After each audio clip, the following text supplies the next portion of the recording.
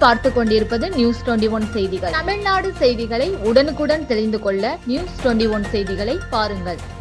கொடைக்கானலில் தகாத உறவால் ஏற்பட்ட பிரச்சனையில் விவாகரத்து பதிவு செய்த நிலையில் தன்னை மிரட்டுவதாக கூறி தற்கொலை செய்து கொண்ட கணவன்.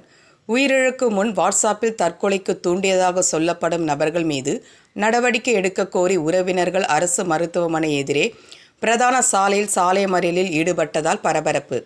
திண்டுக்கல் மாவட்டம் கொடைக்கானல் கோகினூர் அருகே தனியார் பங்களாவில் மேற்பார்வையாளராக இருப்பவர் ஜான்சன் பாபு.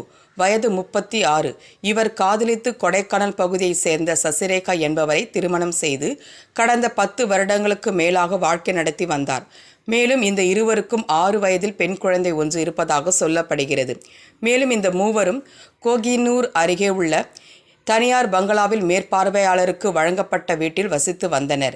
இந்நிலையில் மனைவி சசிரேகா இவர் வசிக்கும் பங்களாவில் கட்டுமான பணிக்காக வருகை புரிந்த கொடைக்கானலை சேர்ந்த ஆதேஷ் ஆண்டனி என்பவரிடம் பழக்கம் ஏற்பட்டது. இதனால் கடந்த சில மாதங்களாக கணவன் மனைவி இருவருக்கும் பிரச்சனை ஏற்பட்டு இருந்து வந்ததாகவும் கடந்த 2 மாதங்களுக்கு முன்பு இருவரும் விவாகரத்து மனு பதிவு செய்து இருப்பதாகவும் சொல்லப்படுகிறது. இந்நிலையில் மனைவியின் தகாத உறவு குறித்து வீடியோ மற்றும் ஆடியோ உள்ளிட்ட ஆதாரம் ஜான்சன் பாபுவிடம் சிக்கியுள்ளது.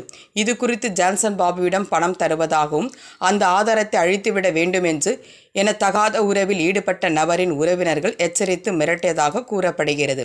இதனையடுத்து தன்னை தற்கொலைக்கு தூண்டியதாக கட்டுமான பணிக்கு வருகை புரிந்த நபரான ஆதேஷ் அந்தோனி மற்றும் தனது மனைவி சசிரேகா, தனது மாமியார் மற்றும் கட்டுமான சம்பந்தப்பட்ட நபர்கள் சிலர் பெயர் கூறி குற்றம் சாட்டிய நிலையில் அதை ஆடியோவாக மரண வாக்கு மூலமாக வாட்ஸ்அப்பில் பதிவு செய்து தனது முக்கிய உறவினர்களுக்கு அனுப்பிவிட்டு ஜான்சன் பாபு நேற்று இரவு தூக்கிட்டு தற்கொலை செய்துள்ளார்.